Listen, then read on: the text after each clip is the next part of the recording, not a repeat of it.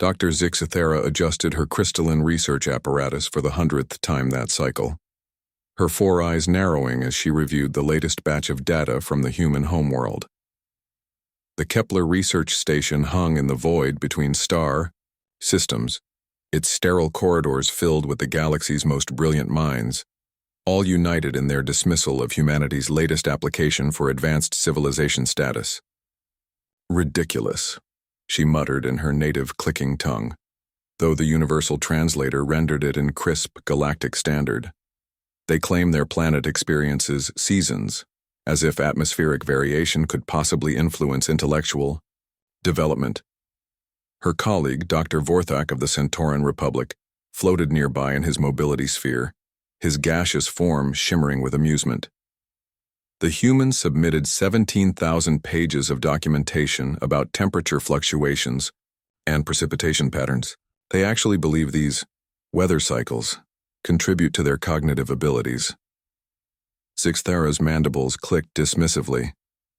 Every civilized world maintains atmospheric stability.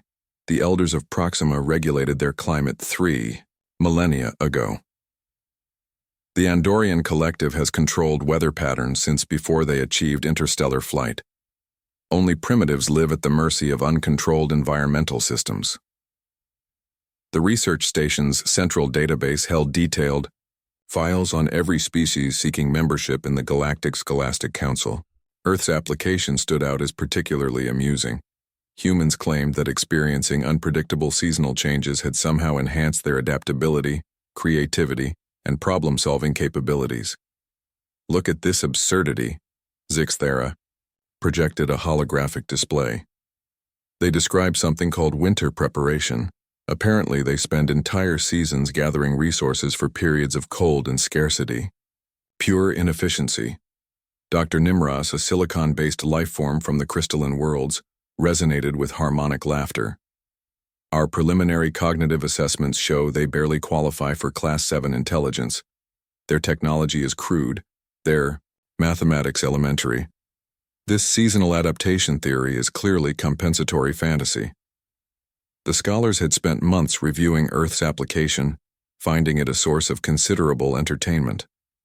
Humans described their seasonal festivals, agricultural cycles tied to weather patterns, and cultural traditions that changed with atmospheric conditions.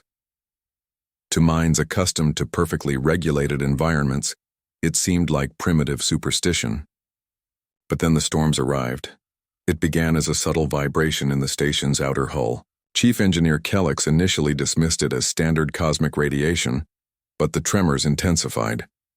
Within hours, the station's long-range sensors detected an unprecedented phenomenon, a cascade of quantum weather patterns unlike anything in recorded galactic history.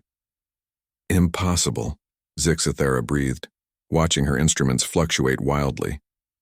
The space between dimensions was experiencing something analogous to atmospheric disturbance, but on a scale that defied all known physics. Reality itself seemed to be having seasons.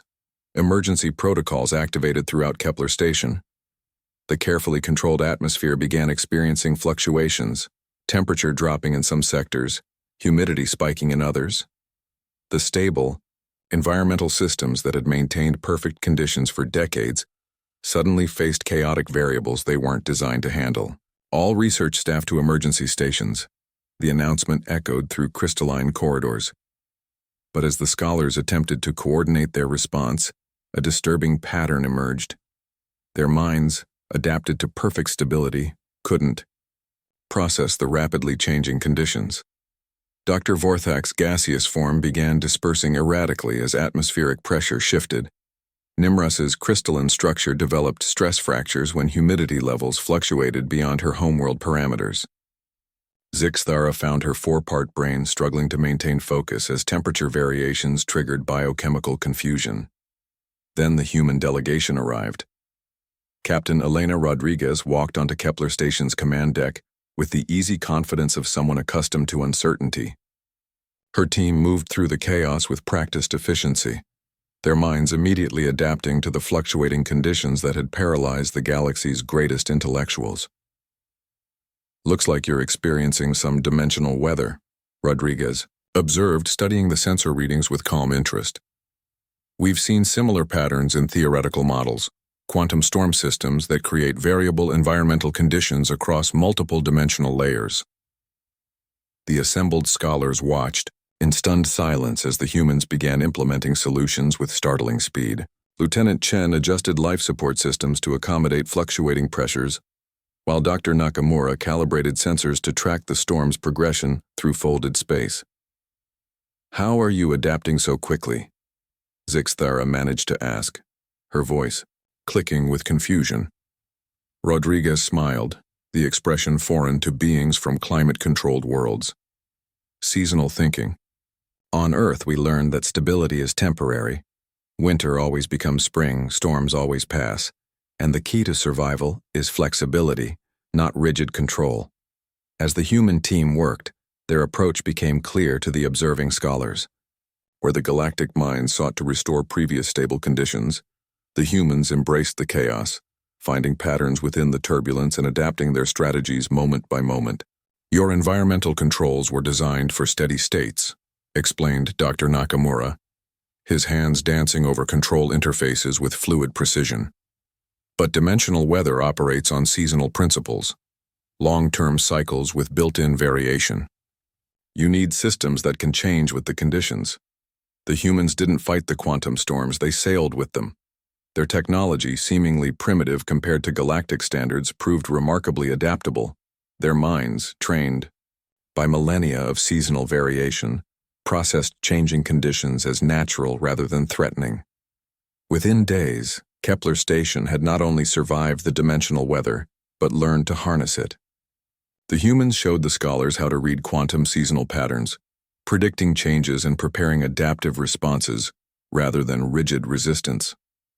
Dr. Zixthara stood in her laboratory, watching Earth's sun through the viewports as the quantum storms finally passed. The seasonal patterns in dimensional space were settling into a new cycle, and for the first time, she understood.